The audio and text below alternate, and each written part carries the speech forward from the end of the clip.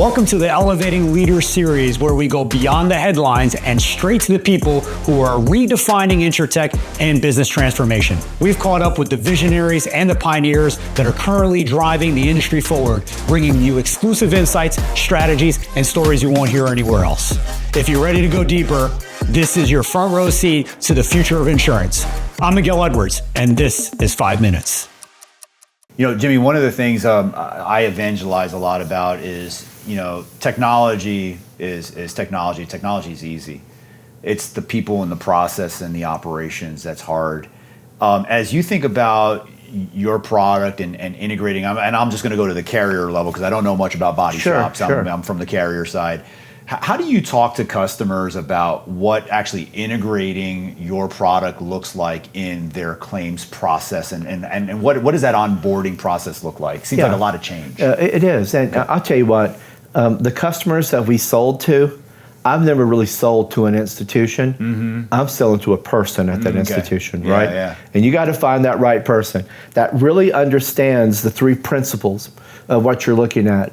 And if you're able to do this, if you work for an insurance carrier, if you're able to if you're only going to have three things you're going to invest money in, this is what I did, and I had a multi-million-dollar budget at USAA for my line of business. If it didn't fall into one of these three things, speed, accuracy, or service, I didn't invest in it. Got it.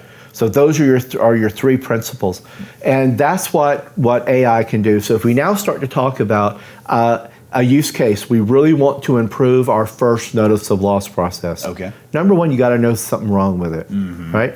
And it needs to be measured. One of the first things that I try to coach people on is to know your numbers. There are so many people that I ask them, what is your overall cycle time?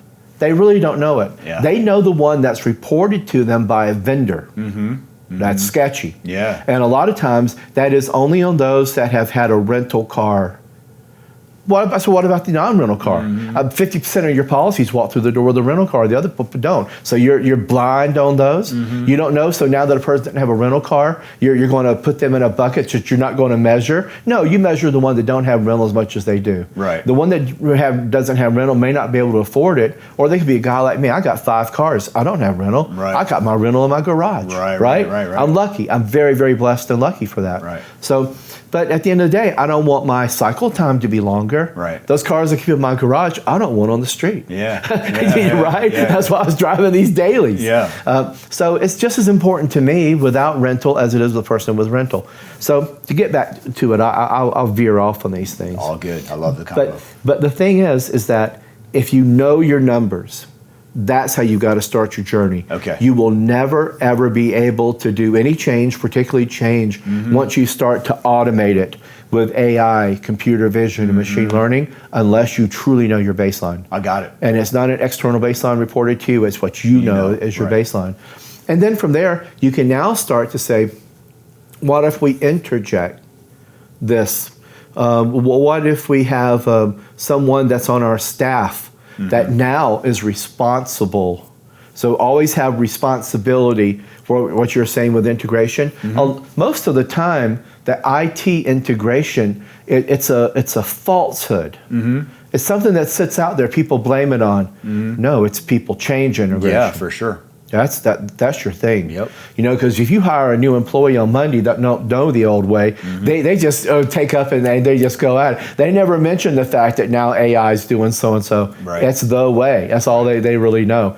So change management is probably one of the best things that a leader can have. Yes. Even though it's not technical, with AI, computer vision, machine learning, it's not IT technical. It's human nature technical. How can we launch it on Monday, get it done by Friday, and then the next Monday, that's the new way. Got it. And the quicker you do it, the Band-Aid approach, is the quicker that you can start to implement these type of changes as a leader. Got it. So let me recap what I heard, because I think it's really important to emphasize it. So first off, we have to start with a problem. We have to identify that there's a problem, and it's going to be on one of these three dynamics, right? That's right. It's going to be on service, it's going to be on cycle time, and it's going to be on quality, right? That's right. Those are those three things. So I've identified a problem, but then there's this question that says, okay, well, have I even measured a baseline?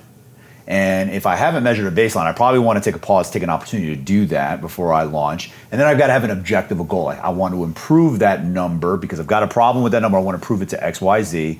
And then at that point, that's where a solution like Tractable can be a solve that I then bring in to the equation. That's exactly it. Love that. And that is a good leader's way to do it. So now when you engage with a company, any AI company, so now what you know what you need to do, you know what you need to change. So when you have your conversation, let's say you're going to bring in 3 vendors, don't let them lead the conversation. I'll tell you, I'll take over and lead the conversation if you let me. Right? I will. Yeah. So I get paid to do. Yeah. Don't let that happen to you. Know your business. Yeah. And what you need to know is what can this tool, it's a tool, what can this tool ultimately do, and what is the quality level and the accuracy level of that tool to repeat that event with that same outcome. Got it. And there's one more thing we need to talk about. Yeah. And this is something that when you buy this, if you don't know to ask for it, people won't tell you.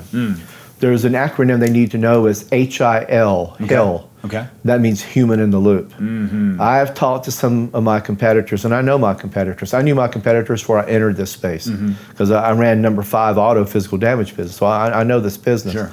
So they will have something that takes it out of the AI production line behind the scenes, and they'll actually have people step in. They have a hidden factory. Interesting. Human in the loop.